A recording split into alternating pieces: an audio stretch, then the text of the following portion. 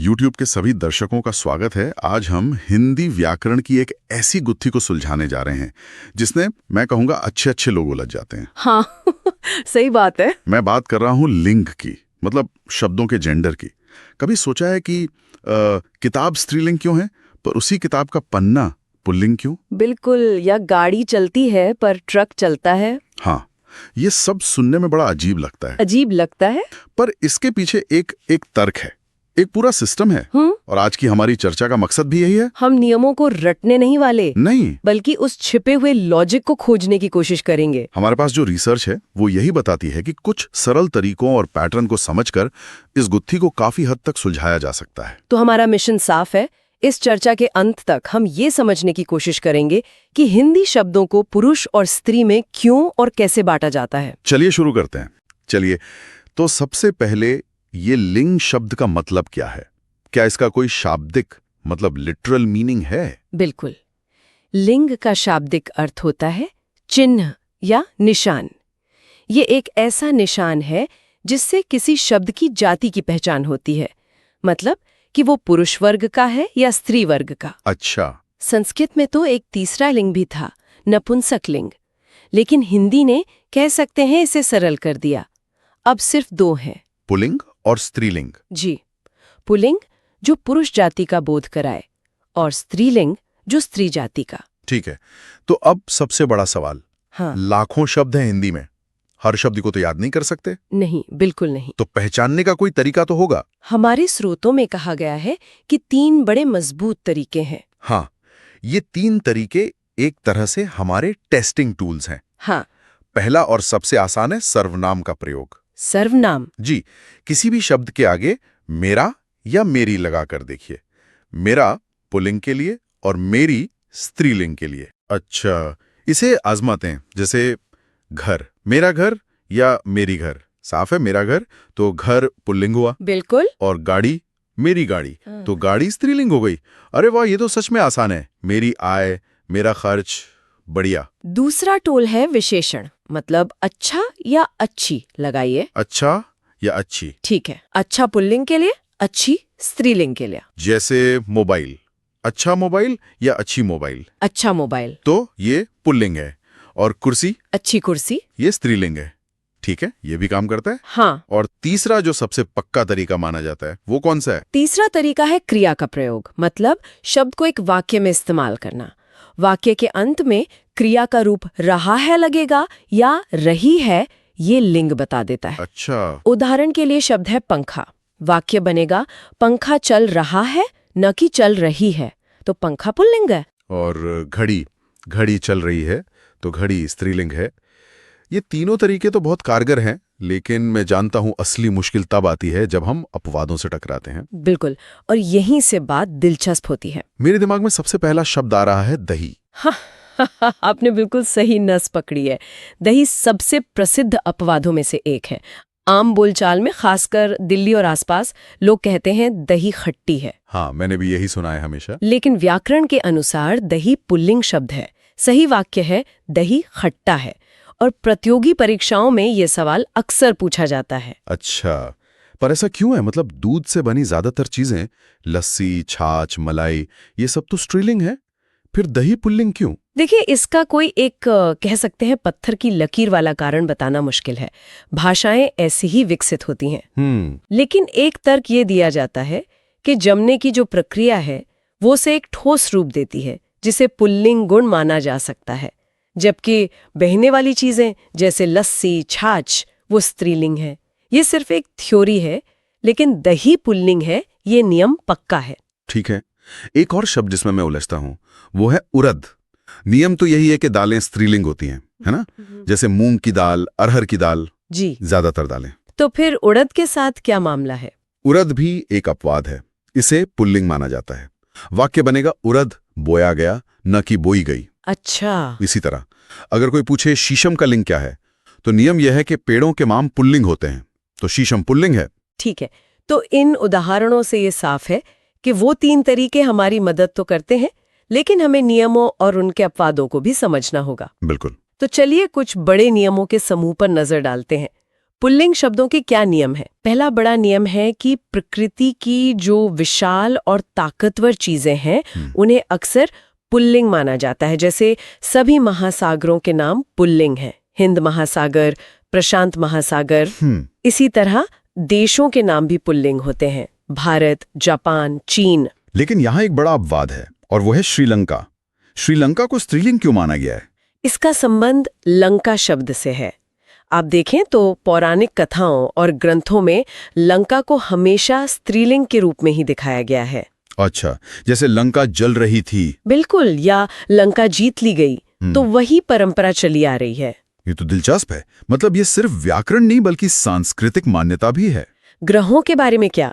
ग्रहों और नक्षत्रों के नाम भी पुल्लिंग है, सूर्य, चंद्रमा, शुक्र, राहु, केतु। लेकिन यहाँ भी एक बहुत बड़ा और महत्वपूर्ण अपवाद है। हमारी पृथ्वी। जी, हमारी पृथ्वी। हम कहते हैं पृथ्वी घूम रही है, शायद इसलिए कि पृथ्वी जीवन देती है, पोषण करती है, और ये गुण स्त्रीलिंग से जुड़ा जाता है। तो मतलब एक मोटा नियम ये बना सकते हैं कि जो चीजें बड़ी, स्थिर और शक्तिशाली हैं वो पुल्लिंग हैं, और जो गतिशील हैं, पोषण देने वाली हैं, उन्हें स्त्रीलिंग माना गया है। ये सोचने का एक बहुत अच्छा तरीका है। हालांकि ये हर जगह 100% लागू नहीं होता। जैसे पर्वतों के नाम पुल्लिंग हैं, हिमालय, अरावली, ये विशाल और स्थिर हैं। हाँ, लेकिन यहाँ एक बारीक बात है, पर्वत पुल्लिंग है पर पर्वत की चोटी स्त्रीलिंग होती है, जैसे कंचनजंगा। वाह, ये तो बहुत गहरा विश्लेषण है। हिमालय खड़ा है पर चोटी दिख रही है, कमाल है। अच्छा, अब धातुओं और द्रव पदार्थों की बात करते हैं। यहाँ भी यही लॉजिक काम करेगा क्या? काफी हद तक। ज्यादातर धातुएं और रत्न पुल्लिंग हैं, सोना, तांबा, हीरा, मोती। लेकिन सबसे प्रसिद्ध अपवाद है चांदी। चांदी महंगी हो गई है। हाँ, बिल्कुल। इसी तरह ज्यादातर द्रव पदार्थ पुल्लिंग हैं, दूध, घी, पानी, तेल, शरबत। लेकिन यहाँ अपवाद बहुत आम है। चाय, कॉफी, शराब, लस्सी, छाछ, स्याही, ये सब स्त्रीलिंग है। एक मिनट। दूध पुल्लिंग है पर दूध से बनी लस्सी और छाछ स्त्रीलिंग। ये तो बहुत ही अजीब है। पर यही तो भाषा की खूबसूरती है। शायद प्रक्रिया के बाद उनका स्वरूप बदल जाता है और वो बहने वाला गुण प्रमुख हो जाता है। हो सकता है। इसी तरह वार और महीनों के नाम पुल्लिंग हैं, सोमवार, चैत्र, मार्च। लेकिन जिन हिंदी या अंग्रेजी महीनों के अंत में ई की ध्वनि आती है, जिन्हें हम ईकारांत कहते हैं, वो स्त्रीलिंग है। जैसे जनवरी, फरवरी, मई, जुलाई। अच्छा, ये पैटर्न तो पकड़ने में आसान है। जी। अब स्त्रीलिंग के नियमों को देखते हैं। क्या वो भी इतने ही पेचीदा हैं? नहीं, स्त्रीलिंग के नियम थोड़े ज्यादा सीधे हैं। सबसे बड़ा नियम है, नदियों के नाम हमेशा स्त्रीलिंग होते हैं, गंगा, यमुना, कावेरी, सरस्वती। लेकिन मुझे 2 बड़े अपवाद याद आ रहे हैं जो अक्सर पूछे जाते हैं, ब्रह्मपुत्र और सोन। बिल्कुल, इन दोनों को पुल्लिंग माना जाता है। ब्रह्मपुत्र के नाम में ही पुत्र शब्द है और सोन को नद के रूप में जाना जाता है, जो एक पुरुषवाचक शब्द है। ठीक है। इसके अलावा भाषाओं, बोलियों और लिपियों के नाम हमेशा स्त्रीलिंग होते हैं। हिंदी, देवनागरी, मेवाती, पंजाबी। ये तो बहुत तार्किक लगता है। भाषाएं संवाद करती हैं, जोड़ती हैं। तिथियों और झीलों के नाम भी स्त्रीलिंग होते हैं ना, जैसे एकादशी, पूर्णिमा और डल झील। जी, और मसालों की बात करें तो ज्यादातर मसाले स्त्रीलिंग है, इलायची, सौंफ, हल्दी, मिर्च, दालचीनी। लेकिन यहाँ भी 2 बहुत आम अपवाद हैं जो रसोई में रोज इस्तेमाल होते हैं, नमक और जीरा। बिल्कुल सही, ये दोनों पुल्लिंग है। हम कहते हैं नमक डाला, जीरा चटक रहा है। ठीक है, तो हमने लिंग पहचानने के तरीके और मुख्य नियमों को उनके अपवादों के साथ समझा। अब उस हिस्से पर आते हैं जहां हम एक शब्द को दूसरे लिंग में बदलते हैं, लिंग परिवर्तन। हाँ, हमारे स्रोतों में बताया गया है कि ये काफी हद तक प्रत्यय यानी सफिक्स के इस्तेमाल से होता है। जी हाँ, ये व्याकरण का एक बहुत ही व्यवस्थित हिस्सा है। सबसे आम तरीका है पुल्लिंग शब्द के अंत में आ की मात्रा लगा देना, जैसे शिष्य से शिष्या, सूत से सुता, अनुज से अनुजा। बिल्कुल। एक और आम प्रत्यय है आनी, देवर से देवरानी, सेठ से सेठानी, नौकर से नौकरानी। हाँ, फिर एक इन या आइन भी है, जैसे पंडित से पंडिताइन, ठाकुर से ठकुराइन, और सुनार से सुनारिन।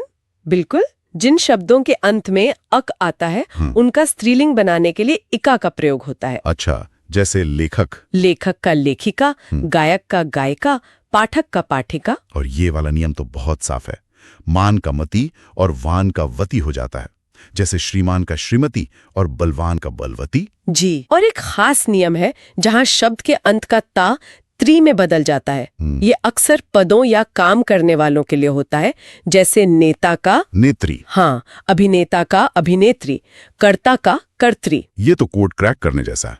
एक बार प्रत्यय समझ आ गए तो लिंग बदलना काफी आसान हो जाता है। सही बात है। पर कुछ शब्द ऐसे भी हैं जो इन नियमों में नहीं बंद थे, जैसे कुछ पद जो स्त्री और पुरुष दोनों के लिए इस्तेमाल होते हैं। हाँ, उन्हें उभयलिंगी पद कहते हैं, जैसे प्रधानमंत्री, राष्ट्रपति, डॉक्टर, वकील, पत्रकार, खिलाड़ी। तो इनका लिंग क्या माना जाता है? व्याकरण की दृष्टि से इन पदों को एक कह सकते हैं डिफॉल्ट सेटिंग की तरह पुल्लिंग माना जाता है। डिफॉल्ट सेटिंग अच्छा उदाहरण है। हाँ, जब हमें विशेष रूप से बताना होता है कि पद पर एक महिला है, तब हम महिला शब्द लगाकर उस सेटिंग को बदलते हैं, जैसे महिला डॉक्टर या महिला प्रधानमंत्री। ठीक है। और कुछ जीव जंतु भी तो हैं जिनका एक ही नाम होता है। यहाँ एक आम गलतफहमी है कि तोता का स्त्रीलिंग मैना है। हाँ, ये बिल्कुल गलत है। तोता और मैना दो अलग अलग प्रजाति के पक्षी हैं। जैसे घोड़ा और गधा। बिल्कुल। अगर लिंग बताना ही हो तो हम नर और मादा शब्दों का प्रयोग करते हैं। तोता शब्द डिफॉल्ट रूप से पुल्लिंग है, तो उसका स्त्रीलिंग होगा मादा तोता। अच्छा। इसी तरह कोयल शब्द स्त्रीलिंग है, तो उसका पुल्लिंग होगा नर कोयल। यही नियम मच्छर, चीता, गिलहरी जैसे कई जीवों पर लागू होता है। और फिर कुछ शब्द ऐसे हैं जिनके लिंग रूप पूरी तरह से अलग होते हैं। उनका कोई नियम नहीं, उन्हें बस याद ही करना पड़ता है। जी हाँ, ये वोकैबुलरी का हिस्सा है। जैसे कवि का स्त्रीलिंग कवयित्री होता है, और इसकी वर्तनी मतलब स्पेलिंग पर भी ध्यान देना जरूरी है। हाँ, ये अक्सर गलत लिखते हैं लोग। बहुत। इसी तरह विद्वान का विदुषी, वीर का वीरांगना, साधु का साध्वी, पति का पत्नी। और एक बहुत दिलचस्प जोड़ी है, भाई का स्त्रीलिंग बहन नहीं बल्कि भाभी होता है। सही बात है, ये रिश्ते पर आधारित है। हाँ, बहन का पुल्लिंग तो बहनोई या जीजा होगा। भाषा कितनी बारीकी से रिश्तों को भी देखती है। बिल्कुल। हमने लगभग हर पहलू पर बात कर ली है, लेकिन इन स्रोतों के अंत में एक बहुत ही एडवांस्ड और रोचक नियम का जिक्र है। मुझे बहुत दिलचस्प लगा। सवाल यह है कि क्या कोई ऐसी स्थिति है जहां वाक्य में कर्ता यानी सब्जेक्ट का लिंग बदलने पर भी क्रिया वर्ब नहीं बदलती? अब तक तो हमने यही देखा है कि राम जाता है तो सीता जाती है, क्रिया हमेशा बदलती है। ये एक शानदार सवाल है, और ये हमें हिंदी व्याकरण की गहराई में ले जाता है। ऐसी एक खास स्थिति है, चलिए उदाहरण से समझते हैं। ठीक है। वर्तमान काल में राम लिख रहा है, लिंग बदला तो हुआ सीता लिख रही है। क्रिया रहा है से रही है में बदल गई। ठीक है। भविष्य काल में राम लिखेगा, लिंग बदलने पर हुआ सीता लिखेगी, यहां भी क्रिया बदल गई। अब देखिए जादू।